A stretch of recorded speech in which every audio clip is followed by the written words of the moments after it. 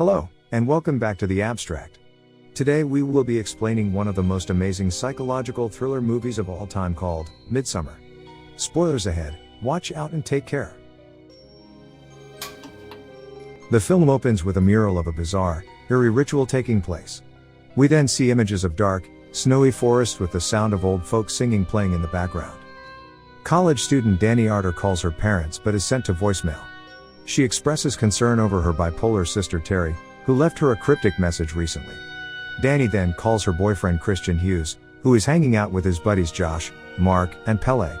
Christian assures Dani that this is just another one of Terry's episodes, but he adds that Dani only feeds into Terry's antics. After he hangs up, she gets a call from an unknown number. Josh and Mark think Christian should just end it with Dani since it's clear he's wanted out of the relationship for a while, and as they are planning an upcoming trip to Sweden, Pele suggests they will meet lots of other women. Dani calls Christian again and is wailing hysterically.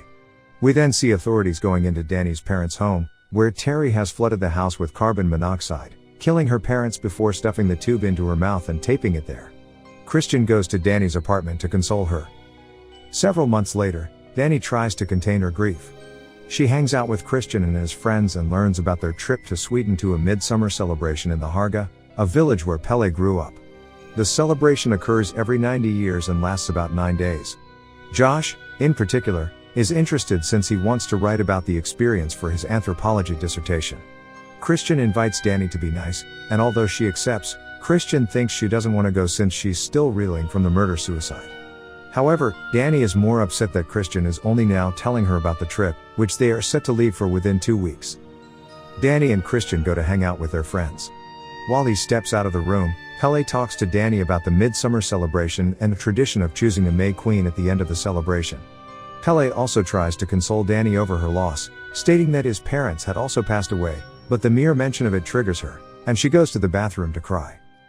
Dani joins Christian and his friends for the trip. They drive out to the Charja and meet Pele's brother Ingmar, plus an English couple named Simon and Connie. The group takes magic mushrooms, but Ingmar offers Dani a specialty since it has a better taste. She agrees to it and initially enjoys the trip until Pele says that the group is like his family. The word gets to Dani, and she goes to take a walk.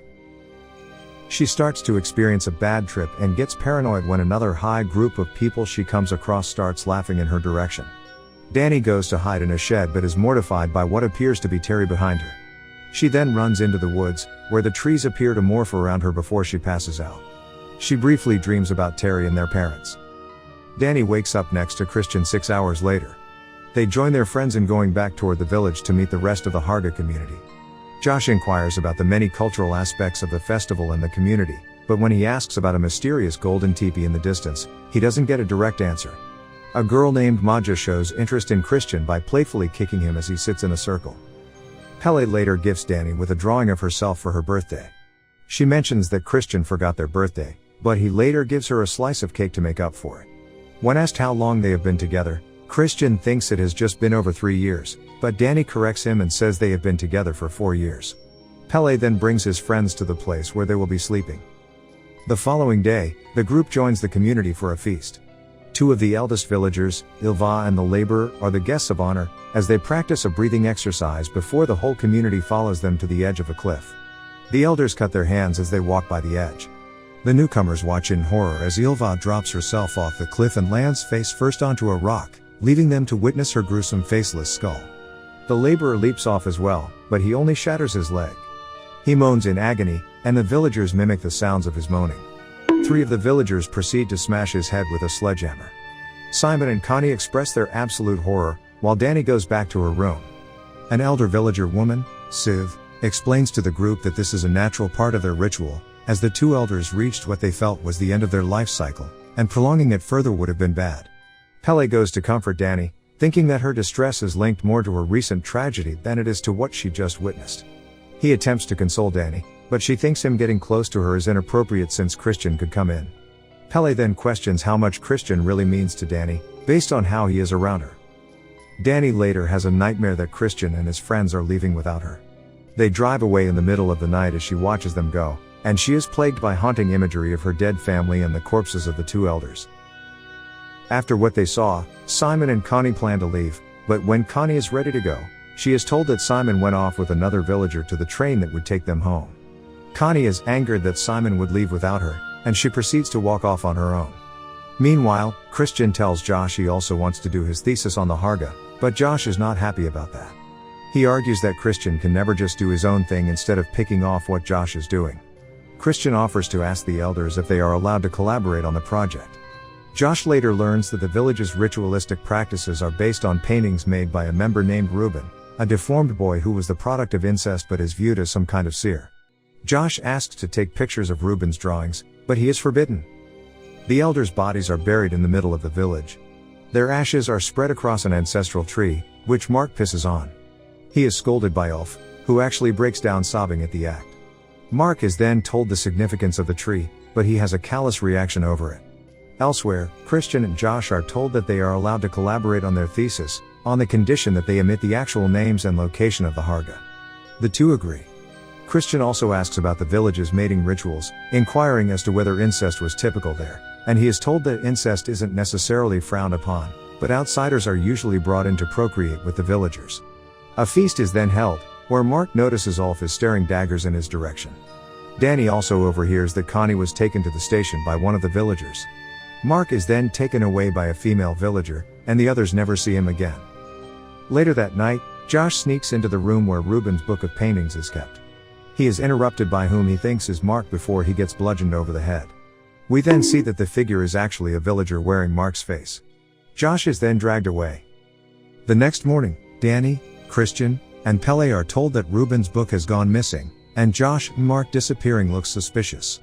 Afterward, Dani joins the women in the village in a competition where they dance around a maypole before each woman is eliminated.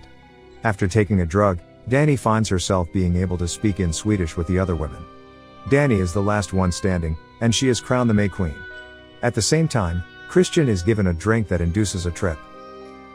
He is lured and taken to take Maja's virginity. He has sex with her while the other elder females stand nude around them and mimic Maja's moaning. After Dani is crowned May Queen, she watches Christian having sex with Maja through a hole in the door, which causes Dani to have a breakdown. She goes to cry, and the other women join her, sympathetically crying loudly with her. After climaxing, a mortified Christian runs out to try and find Dani, but he ends up discovering Josh's leg buried in the dirt, as well as Simon's mutilated corpse being used as a blood eagle. Moments later, he is found and knocked out when a villager blows powder in his face. The end of the ritual draws near, and the elders bring the drugged Christian, along with a villager named Torbjorn, before Dani, as she is supposed to choose someone for a sacrifice. As per tradition, 9 people are to be sacrificed. This includes the 2 elders, 4 outsiders, 2 living volunteers, and 1 chosen by Dani. After all that she has gone through, she picks Christian.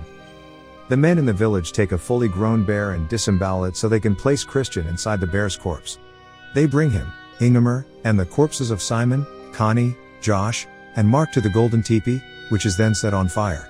Unable to move or speak, Christian succumbs to his fate while only being able to wheeze in pain, while Ulf screams in terror and Ingemar watches. The villagers mimic the screams, while Dani appears to break down from what is happening again. However, as she continues to watch the teepee go up in flames, and hears the unified wailing of the villagers, a demented smile begins to form on her face. Thank you for watching Movie Abstract. We hope we have helped you experience this if you could not before. If you made it this far, please subscribe, leave a like, and hit that bell icon. It would help us a lot. See you in another video and take care.